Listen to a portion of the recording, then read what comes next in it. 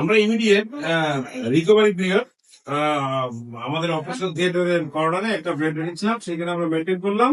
এখন আমরা রুগীটাকে আমাদের পোস্ট অ্যানেস্থেসিয়া কেয়ার ইউনিটে ট্রান্সফার করতেছি।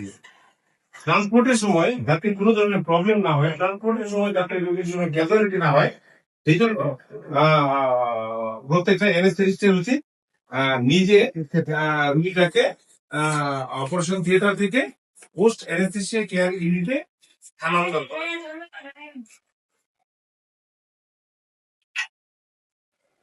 পোস্ট অ্যানেস্থেসিয়া কেয়ার ইউনিটে স্থানান্তরের পর রুগীটাকে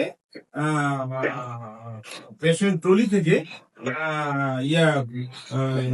পোস্ট অ্যানেস্থেসিয়া কেয়ার ইউনিটের বেডে একজন অ্যানেস্থেসিস্টের উচিত শিফট করে দেওয়া।